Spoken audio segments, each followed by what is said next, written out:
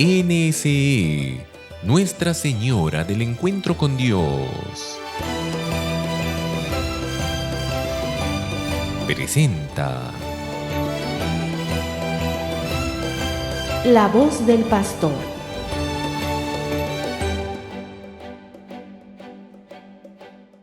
Queridos hermanos y hermanas, nuevamente juntos en La Voz del Pastor con nuestro Catecismo de la Iglesia Católica. Seguramente todos recuerdan que estamos leyendo el Catecismo y meditando también, comentando el sacramento de la Eucaristía. En nuestro encuentro anterior comenzamos a ver en qué consiste la celebración litúrgica, cuáles son las principales partes de la liturgia. Y iniciábamos nuestro encuentro anterior justamente con ese relato del mártir San Justino que ha llegado hasta nuestros días y que nos describe muy bien cómo se celebraba la Eucaristía ya desde los inicios del cristianismo. En este caso concreto, San Justino nos relata cómo se celebraba la Eucaristía en los inicios del siglo II, es decir, prácticamente la siguiente generación de Jesucristo, la siguiente generación de los apóstoles.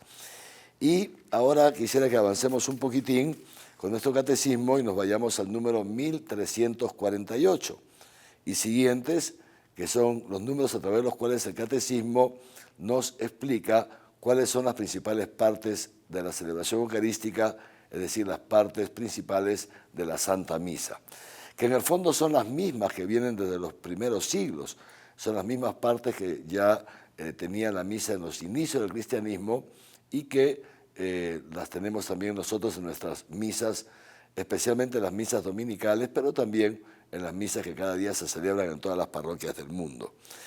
El número 1348, lo primero que nos dice es que todos se reúnen para celebrar la Santa Misa. Y es lo mismo que, si se acuerdan, decía San Justino en esa carta que comentamos la semana pasada. Es decir, los cristianos se reúnen, dice nuestro catecismo, acuden todos a un mismo lugar para la asamblea eucarística. Esto es algo muy bonito, ¿eh? Los cristianos nos movemos, nos ponemos en movimiento y vamos a nuestras parroquias, a nuestras capillas los días domingo, ¿no? Algunas veces, fíjense, sobre todo en los inicios de la iglesia, los templos, no se crean que habían templos en todos los barrios, no. Algunas veces había que caminar kilómetros, movilizarse kilómetros para celebrar la Santa Misa. Pero aún así, los cristianos siempre hemos tenido esta especial devoción y especial cuidado de santificar el día domingo, sobre todo con la celebración de la Santa Misa. La asamblea está compuesta por todos los fieles cristianos que acudimos cada uno a su parroquia o a su capilla, ¿no es así? Y como nos recuerda el catecismo, quien preside la celebración de la Santa Misa es el mismo Jesucristo. A la cabeza está Cristo mismo, que es el actor principal de la Eucaristía. Él, nos recuerda el catecismo, es el sumo sacerdote. Cristo, que está presente en cada misa que se celebra, no solamente en el momento de la consagración, sino desde el inicio de la misa. En realidad es Cristo el que preside cada celebración de la misa y la preside a través de los ministros que Él ha instituido para esos efectos, que nosotros comúnmente conocemos con el nombre de sacerdotes. El obispo o el presbítero, el sacerdote, que preside la Santa Misa, pero no lo hace a título propio, sino in persona Christi, es decir, Cristo en persona, a través del sacerdote, preside para nosotros la Santa Misa. Él está presente en el sacerdote como cabeza de la comunidad. Esto se llama in persona Christi Capitis, es decir, el sacerdote preside como Cristo cabeza preside a través del sacerdote. Pero no solamente está presente Cristo en el sacerdote, está presente también en toda la asamblea. ¿Por qué? Porque la iglesia es el cuerpo visible de Cristo. Hay una presencia real de Cristo en la misma asamblea que se reúne para celebrar la Santa Misa, en esta asamblea que es, repito, entonces, su cuerpo. Todos, entonces, participamos en la Santa Misa. Cada uno a su manera, cada uno según lo que le corresponde hacer, ¿no es cierto? El sacerdote como presidente de la asamblea, pero luego están también los lectores, están los cantores, están los que llevan las ofrendas, están en algunos casos los que hacen las moniciones, unas palabras para introducir la misa, para introducir la liturgia de la palabra, en fin. Entonces, algunos tienen pues una participación muy peculiar, digamos, o específica, pero es toda la asamblea la que participa. ¿Y cómo participa toda la asamblea? ¿Cómo se puede alcanzar que la asamblea, que cada uno de nosotros tenga una participación activa? Pues lo más importante es que todos estemos atentos a aquello que se dice y a aquello que se hace, y que cada uno exprese lo que le corresponde en el momento oportuno de la misa. Una buena parte de la misa, quien habla es el sacerdote, ¿no es así? Es él el que saluda al pueblo en nombre del Señor, es él el que lee el Evangelio, es él el que recita toda la plegaria eucarística, sí, pero también la asamblea participa, ¿no es cierto? Cuando, por ejemplo, juntos recitamos el acto penitencial, el Yo Confieso, o juntos cantamos el Santo, o cantamos el Gloria, rezamos el Padre Nuestro, decimos Amén, cuando el sacerdote termina de formular la oración. En fin, entonces todos pues participamos de dos maneras. En primer lugar, atentos a lo que se dice y a lo que se hace, y segundo, expresando también lo que brota de lo profundo de nuestro corazón, cada uno según el momento que le corresponde dentro de la estructura de la Santa Misa. ¿Y cuáles son las principales partes de la Santa Misa? El Catecismo nos la recuerda y lo va desarrollando a partir del número 1349 y siguientes. La primera parte, como todos sabemos, la Santa Misa comienza con este saludo, repito, que el sacerdote hace en nombre de Cristo a toda la asamblea ahí reunida. Y después todos juntos, sacerdote y asamblea, todos nos ponemos en la presencia del Señor, reconociendo nuestra realidad de pecado y en consecuencia nuestra necesidad de ser perdonados y salvados por Cristo. Y esto lo hacemos recitando juntos, como he dicho hace un momento, el Yo Confieso. Yo confieso ante Dios Todopoderoso y ante ustedes, hermanos, que he pecado. Nos reconocemos que somos un pueblo en camino. Nos reconocemos que no somos un pueblo que ya ha alcanzado la perfección, sino que somos todavía seres humanos débiles, que tenemos también nuestros pecados, y por eso confesamos humildemente que somos pecadores, pero al mismo tiempo nos encomendamos a la Santísima Virgen María, nos encomendamos a todos los santos, y también nos pedimos unos a otros que intercedamos mutuamente ante Dios nuestro Padre para que perdone nuestros pecados. Y justamente, terminado el Yo Confieso, es el sacerdote, o mejor dicho, Cristo a través del sacerdote, el que nos dice estas palabras: Dios Todopoderoso tenga misericordia de nosotros, perdone nuestros pecados y nos lleve a la vida eterna. Es Dios el que se hace presente perdonando nuestros pecados, es Dios el que se hace presente renovando ese deseo de conducirnos hacia la vida eterna para la cual hemos sido creados. Y después de ahí cantamos juntos el Gloria que ya es una acción de alabanza, una acción de gracias, un canto de alegría, al experimentar que el Señor nos ama tanto, que nos perdona y que, repito, nos da todos los medios para guiarnos hasta la vida eterna. Terminado entonces esto que podemos llamar los ritos introductorios, se pasa a la siguiente parte de la Santa Misa, que propiamente se llama la liturgia de la palabra. Y esto es lo que nos recuerda el Catecismo en el número 1349. La liturgia de la palabra, que comprende, digamos, dos lecturas, o algunas veces incluso hasta tres. La primera lectura, por lo general, es tomada del Antiguo Testamento, sobre todo en la misa dominical. La primera lectura se toma del Antiguo Testamento, sea de los libros del Pentateuco, el Éxodo, el Génesis, el libro de los Números, el Deuteronomio, o también de los profetas, ¿no es cierto? El profeta Isaías, el profeta Ezequiel, cualquiera de los profetas. También en algunas ocasiones se toma de otros libros, pero siempre la primera lectura se toma del Antiguo Testamento. Luego, como sabemos, viene el Salmo responsorial. Es la Iglesia que canta o que recita al menos un salmo en respuesta a esta primera lectura, adhiriéndose a lo que la primera lectura nos ha dicho el Señor a través de la primera lectura. Y de ahí, en la misa dominical sobre todo, tenemos una segunda lectura que es tomada de los Hechos de los Apóstoles o de alguna carta de los apóstoles que figuran en el Nuevo Testamento.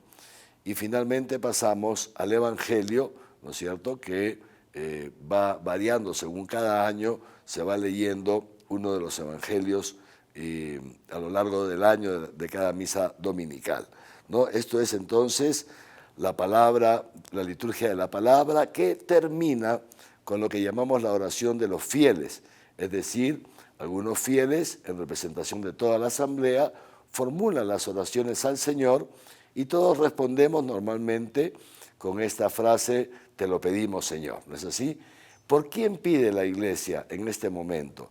Pedimos por todos, pedimos por la misma Iglesia, pedimos por el Papa, por los obispos, los sacerdotes, los agentes pastorales, es decir, por toda la Iglesia universal. Pero pedimos también por nuestros gobernantes, por aquellos que tienen en sus manos los destinos de las naciones, ¿no? Y que es tan importante que recemos por ello, dice San Pablo siempre, hay que rezar por las autoridades. Después se suele hacer una petición también por los hermanos o las personas que pasan por más necesidad o por alguna situación peculiar de sufrimiento. Pedimos por tantas personas que no tienen lo básico para subsistir dignamente, pedimos por aquellas personas que están privadas de libertad, por los migrantes, en fin, los pobres, también por personas que se han alejado de Dios y que experimentan pues en su cuerpo el poder del pecado, las consecuencias terribles de vivir sin Dios en su vida. Eso suele ser la tercera petición. Por supuesto, también se incluye en esta petición a los enfermos, ¿no es cierto? En fin, toda persona que pasa necesidad física o espiritual. Y de ahí la última petición, ¿no? La cuarta petición suele ser por la asamblea que está reunida. Esta asamblea reunida que también de modo conjunto se dirige a Dios y le presenta sus propias necesidades.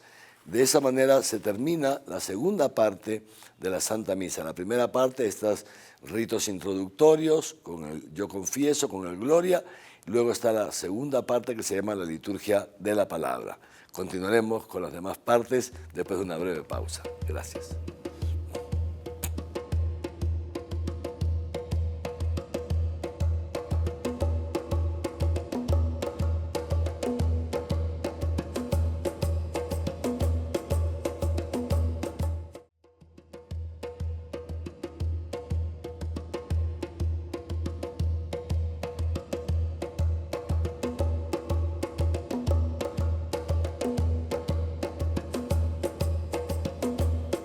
Continuamos entonces con las partes de la Santa Misa.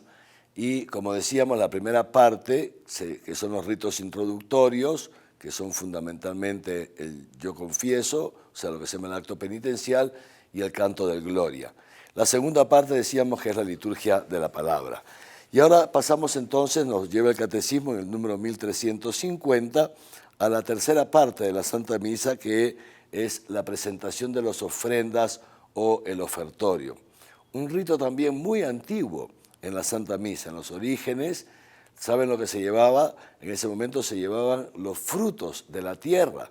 El pueblo cristiano en sus orígenes fundamentalmente era un pueblo agrícola, un pueblo también que se dedicaba a la ganadería, etc. Y entonces se llevaban los frutos de la tierra y se presentaban, se entregaban al sacerdote para que el sacerdote juntara todos esos productos, todas esas ofrendas, y luego con ellas pudiera ayudar a las necesidades de los más pobres. Con el transcurso del tiempo, este rito del ofertorio ha ido cambiando y es ahí el momento donde se suele hacer la colecta en la misa dominical, ¿no es así? Esta colecta que, de hecho, lo ideal sería que nosotros los cristianos fuéramos tan desprendidos que esta colecta no solamente sirviera para sostener el templo, ¿no? O sea, los gastos propios de la iglesia, del templo, mantenimiento del templo, comprar las flores, el vino, las hostias, pagar la luz, el agua, también pues naturalmente las personas que sirven en la misma parroquia, ¿no? Ayudar al sostenimiento digno del sacerdote, sin que caiga, por supuesto, en gastos superfluos de ninguna manera, pero también esto es muy importante, que la comunidad cristiana sea consciente de que si el sacerdote está entregado a tiempo completo a la comunidad cristiana, corresponde pues que la comunidad cristiana también vele por, repito, ese digno sustento, sin exageraciones, sin gastos superfluos, pero que tampoco tengamos a los sacerdotes abandonados para que cada uno vea cómo se consigue algo que sea para comer día a día, ¿no? Pero, decía, lo ideal es que no solamente alcance para esto, sino que los cristianos tomemos conciencia de que naturalmente nos corresponde a nosotros aportar para el funcionamiento de nuestras parroquias, pero no solamente eso, sino que además también podamos ser conscientes de que hay tantas personas que pasan por mucha necesidad, también dentro de la misma comunidad parroquial, personas muy pobres, personas que algunas veces no tienen ni siquiera para comer, y entonces que también en esas ofrendas, en esa colecta, pudiera ayudarse a través del párroco de la parroquia a estas personas que pasan extrema necesidad. ¿Ven? Estas ofrendas que vienen significadas, ¿no?, por el pan y el vino, es decir, la hostia y el vino que se llevan al altar, que son este signo, en el fondo de todos, como se dice también en la Santa Misa, es aquello que Dios nos ha dado, y que nosotros hemos multiplicado a través de lo que en la misa se llama el trabajo del hombre, y que lo ponemos en el altar para que el pan y el vino, la hostia y el vino, los ponemos en el altar ¿para qué? Para que el Señor, con la fuerza del Espíritu Santo, como veremos en un momento, los transforme en el cuerpo y la sangre de Cristo. Es Jesús quien lleva a perfección este ofrecimiento que hacemos nosotros a través de estos signos visibles. En el fondo lo que estamos haciendo es poner nuestra vida en manos del Señor. El momento del ofertorio es ese momento en que nosotros también nos reconocemos como pueblo fiel, como pueblo de Dios, y ponemos toda nuestra existencia en manos del Señor para que sea Él el que guíe nuestra vida, llegue a fructificar nuestras obras.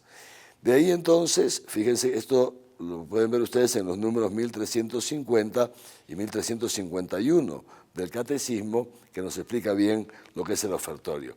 Y de ahí pasamos al siguiente momento de la celebración de la misa, que se llama la plegaria eucarística, o la liturgia de la Eucaristía, para entendernos mejor.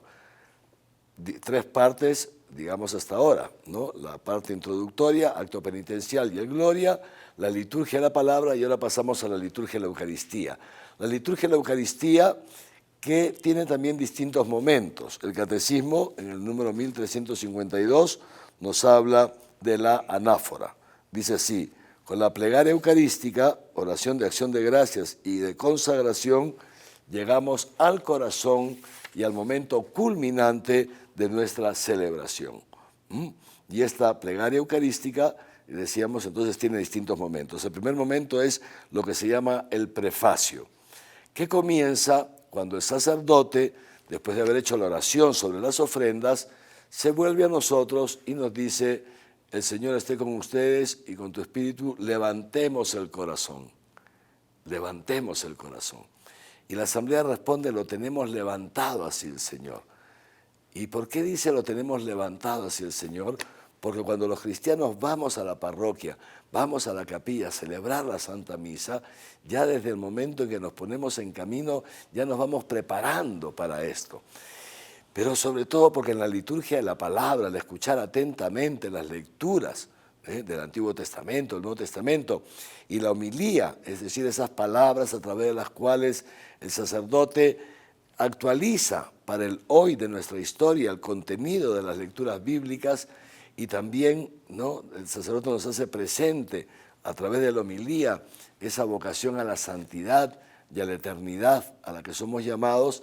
Entonces nuestro corazón, escuchando la palabra de Dios, escuchando la predicación, nuestro corazón se va levantando, se va elevando hacia el Señor. El cristiano vive de esta manera. Entonces en la Santa Misa nos dirigimos todos, nuestro corazón se eleva hacia Dios, y por eso decimos: lo tenemos levantado hacia el Señor. Y luego el sacerdote nos invita a dar gracias a Dios. Damos gracias al Señor nuestro Dios y nosotros respondemos, es justo y necesario. Porque realmente, empieza a decir el sacerdote, es justo y necesario, es nuestro deber y salvación, darte gracias a ti, Padre, Dios Santo, en todo tiempo y lugar, por Jesucristo, tu Hijo amado. Damos gracias a Dios por todo lo que hace por nosotros, pero de manera especial, porque Él ha enviado a su Hijo al mundo para que, haciéndose hombre, cargara con nuestros pecados, cancelara la deuda del pecado en la cruz, descendiera al infierno para ocupar el lugar que nos corresponde a nosotros y luego ascienda al cielo para desde el cielo enviarnos su Espíritu Santo y capacitarnos así para nosotros también poder seguir sus huellas. Entonces, esta parte del prefacio es una alabanza a Dios nuestro Padre, una acción de gracias a Dios nuestro Padre. ¿Por qué? Porque es bueno con nosotros. Y de ahí pasamos a la siguiente parte dentro de la plegaria eucarística, este segundo momento de la plegaria eucarística, que se llama la epíclesis. Epíclesis, un nombre un poquito difícil de recordar, ¿no? Epíclesis. ¿En qué consiste la epíclesis? Es ese momento en que el sacerdote, a nombre de toda la asamblea reunida, pide a Dios que envíe su Espíritu Santo sobre el pan y el vino. Por eso, Señor, te pedimos que envíes tu Espíritu Santo sobre este pan y este vino para que sean para nosotros el cuerpo y la sangre de Cristo. El sacerdote extiende sus manos, no sobre la hostia y el vino, sobre las ofrendas, para que le pide al Señor que envíe la potencia de su Espíritu Santo para que esos productos naturales sean transformados en el cuerpo y la sangre de Cristo, que es exactamente lo que sucede ya en esta parte de la misa. Fíjense. Y de ahí viene el siguiente momento, siempre dentro de la plegaria eucarística, en que el sacerdote hace un relato, como un recuento de la institución de la Eucaristía, ¿no? No sé si ustedes tienen en mente estas partes de la misa, ¿no es así? Cuando el sacerdote, después de que hemos cantado el santo, dice, santo eres en verdad, Señor, Dios del universo. Por eso te pedimos que envíes tu Espíritu Santo sobre estos dones para que sean para nosotros el cuerpo y la sangre de Jesucristo, tu Hijo amado. Y ahí empieza el relato de la institución de la Eucaristía, el cual, la víspera de su pasión, voluntariamente aceptada, cuando iba a entrar en su pasión, voluntariamente tomó pan y dando gracias lo partió y lo dio a sus discípulos diciendo, tomad y comed todos de él, ¿no? Y luego cuando termina, del mismo modo acabada la cena, tomó el cáliz, ¿no? Y dándote gracias de nuevo lo pasó a sus discípulos diciendo, tomad y bebed todos de él. Esto es el relato. El sacerdote va relatándonos, nos va haciendo presente, nos va recordando ese momento culminante en la historia de la humanidad en el cual Jesús instituye la celebración de la Eucaristía, esta Santa Misa que celebramos a lo largo de los tiempos y seguiremos celebrando, hermanos, hasta que el Señor Jesús regrese. Este se llama entonces el relato de la institución de la Eucaristía. Y de ahí viene la anamnesis, otro nombre un poquito raro, ¿no? Son nombres tomados del griego, ¿ya? La anamnesis, la siguiente parte de la plegaria eucarística, que, como bien nos lo dice el Catecismo, la Iglesia hace memoria de la pasión, de la resurrección y del retorno glorioso de nuestro Señor Jesucristo. La Iglesia hace presente este momento, es el sacerdote que sigue relatando y que nos va haciendo presente la pasión, pero también el retorno de Jesús, que sabemos que la historia no está cerrada, que la historia está abierta a este Jesús que viene, que vuelve por nosotros. Y así también el sacerdote continúa recitando la plegaria eucarística y también pedimos, se pide nuevamente, eso se llaman las intercesiones, se pide nuevamente por la Iglesia, ¿no? Entonces, con el Papa Francisco, con nuestro obispo, en este caso Javier, y con todos los pastores que cuidan tu pueblo, lleva, Señor, a tu Iglesia a la perfección en la caridad. Te pedimos también por nuestros hermanos difuntos, aquellos que ya partieron, ¿ven? Son las intercesiones por la Iglesia, que está peregrina en este mundo, con el Papa a la cabeza y por cada uno de nosotros. También la Iglesia, los santos que ya partieron de este mundo y que están en camino hacia el cielo, aquellos que han muerto en la esperanza de la resurrección, ¿ven? y finalmente por nosotros mismos, ¿no? Ten misericordia también de nosotros. Y así con María la Virgen, Madre de Dios, los apóstoles y los que vivieron en tu amistad a través de los tiempos, merezcamos, le decimos al Señor, a Dios Padre, merezcamos por tu Hijo Jesucristo compartir la vida eterna y cantar tus alabanzas. Y así ya vamos concluyendo la plegaria eucarística, que se cierra con el rezo del Padre Nuestro y con lo que se llama esta doxología tan bonita que se dice: por Cristo, con Él y en Él, a ti Dios Padre omnipotente, la unidad del Espíritu Santo, todo honor y toda gloria, por los siglos de los siglos, y todos respondemos amén. Esta es la doxología y de ahí recitamos juntos el Padre Nuestro, la oración que Jesús nos enseñó, que Jesús nos enseñó, la oración perfecta que es el Padre Nuestro. Y de esa manera se termina propiamente la plegaria eucarística y pasamos ya al rito de la comunión, que como sabemos viene precedido por el signo de la paz, ¿no? Y nos damos la paz unos a otros, nos damos la paz, porque Jesús ha dicho eso. Cuando te vayas a acercar al altar, primero ponte en paz con tus hermanos, con los que te rodean, para que puedas acercarte santamente al altar. Y de ahí nos acercamos entonces a recibir la comunión, el cuerpo de Cristo. En esa hostia ya consagrada está realmente presente Cristo, en su cuerpo, en su sangre, en su alma, en su divinidad, está todo Jesucristo que se entrega a nosotros.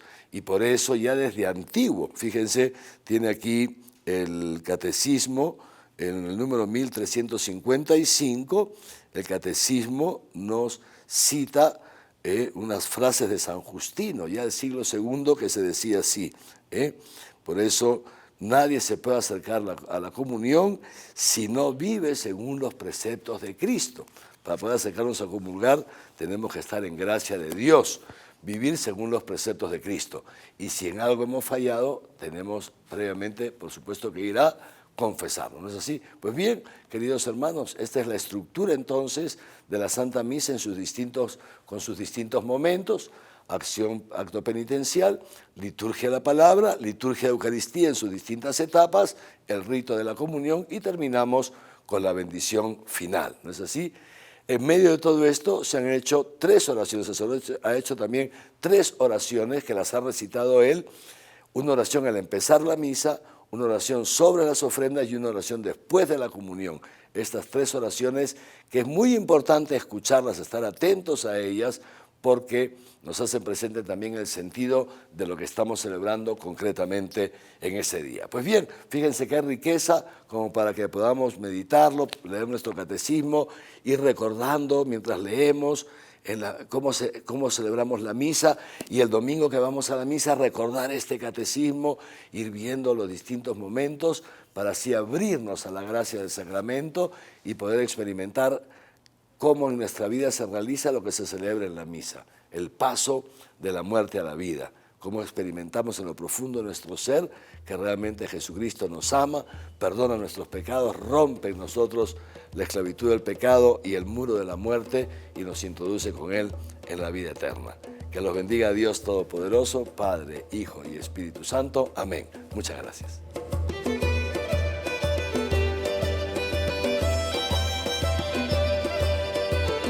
NSE, Nuestra Señora del Encuentro con Dios, presentó